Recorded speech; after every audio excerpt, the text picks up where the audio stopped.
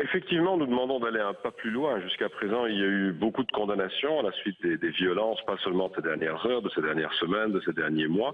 Il y a eu des démarches sur place, il y en a encore ce matin pour tenter de renouer les fils du dialogue, mais on le voit, c'est sans arrêt, sans succès, avec des violences qui continuent, des violations des droits de l'homme, des violences qui sont d'abord de la responsabilité des autorités. Ce sont les autorités qui peuvent d'abord se réfréner et éviter les drames que l'on connaît et le nombre de victimes. Alors les sanctions, ce sont des sanctions d'abord pour montrer qu'il n'y aura pas d'impunité, que celles et ceux qui commettent des crimes graves, qui violent les droits de l'homme, doivent rendre des comptes et devront rendre des comptes. Et puis, c'est faire pression pour retourner de nouveau vers le dialogue, et un dialogue cette fois-ci concret, avec des avancées. Alors quel type de sanctions ?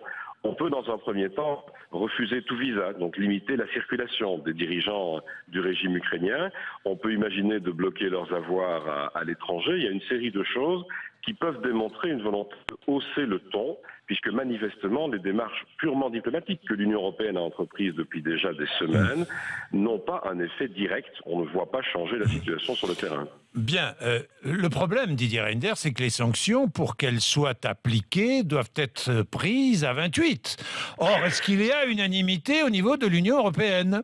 On progresse, on sait qu'il n'y a jamais eu jusqu'à présent d'unanimité sur le sujet, mais on progresse. Moi, j'ai eu l'occasion, j'étais à Berlin ce lundi, j'en ai parlé avec mon collègue allemand Elmeyer, qui va maintenant dans la même direction. J'étais hier à Rome, la même chose avec Emma Bonino, donc on voit bien qu'il y a une évolution, et j'ai vu que dans toutes les capitales, à Paris également, on a haussé le ton ces dernières heures. Laurent Fabius, je crois, se rend ce matin avec... Il y est. Oui. Il y est avec nos collègues allemands et polonais, mais je crois qu'au-delà des condamnations et des tentatives de présence sur place, on doit franchir une étape parce que le président Yanukovych, manifestement, n'en tient pas compte. On l'a vu ces dernières heures. Alors je sais qu'il y a aussi sur le terrain, il faut être attentif à cela, des groupuscules d'extrême droite notamment qui sont très violents, mais il y a surtout un appel d'une grande partie de la population ukrainienne qui se tourne vers l'Europe. Alors tous les matins, vous parlez d'Européens désabusés, y compris en France, par le projet européen.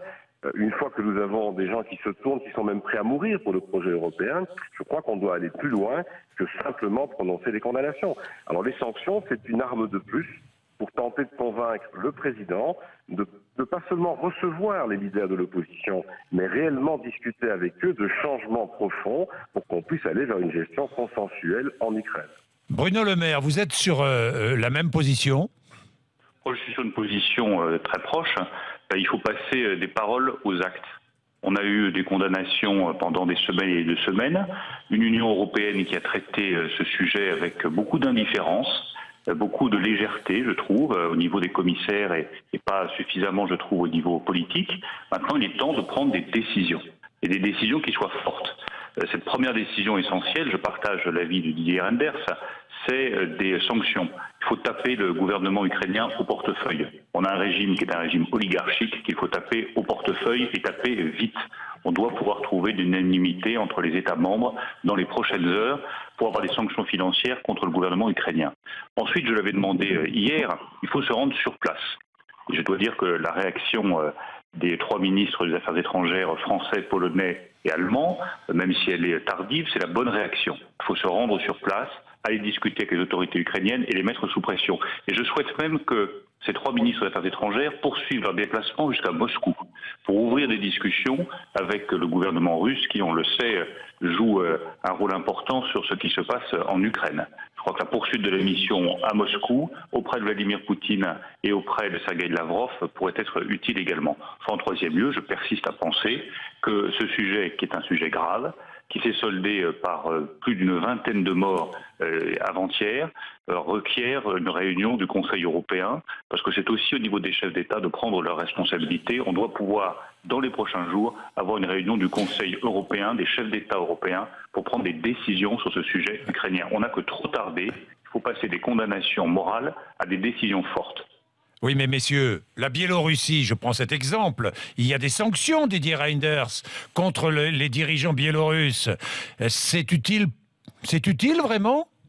Mais les sanctions sont utiles, on le voit dans d'autres pays. Vous savez, si la situation a évolué en Iran, par exemple, c'est parce qu'on a pris des sanctions en ce compris économiques, qui ont pesé sur la situation en Iran.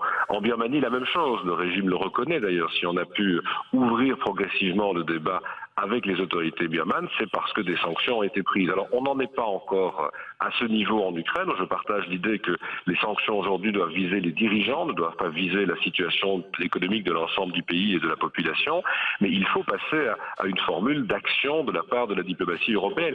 Alors il ne faut pas non plus jeter la pierre exclusivement à la diplomatie européenne. Nous avons pris pas mal d'initiatives, il y a des présences sur place, mais on se rend compte que le régime ne réagit pas, en ce compris d'ailleurs aux actions américaines qui sont aussi intervenues. Alors la démarche vers Moscou est une démarche importante. Je crains simplement que dans les semaines qui viennent, on voit à nouveau se durcir le ton à Moscou. Vous savez qu'il y a une sorte de trêve pendant les Jeux Olympiques. On n'a plus beaucoup de réactions de Moscou pendant cette période des Jeux de Sotchi. On s'y attendait. Après les Jeux Olympiques, la situation risque un peu d'être différente. Donc il faudra aussi un ton très ferme et une reprise d'un dialogue avec les autorités de Moscou. Parce que sans un accord entre l'Union européenne et la Russie, il n'y aura pas d'évolution en Ukraine. On doit faire comprendre à Moscou qu'un partenariat européen avec l'Ukraine n'empêche en rien une bonne collaboration entre l'Ukraine et la Russie. Mais nous sommes encore très loin du compte aujourd'hui. Alors les sanctions, ne vous attendez pas à ce qu'elles aient un effet miraculeux, mais on ne peut pas en rester à de simples condamnations verbales. On doit tenter de franchir des étapes. Et de toute manière, une solution en Ukraine ne sera jamais qu'une solution politique et une solution par un dialogue. Le tout, c'est de forcer au dialogue.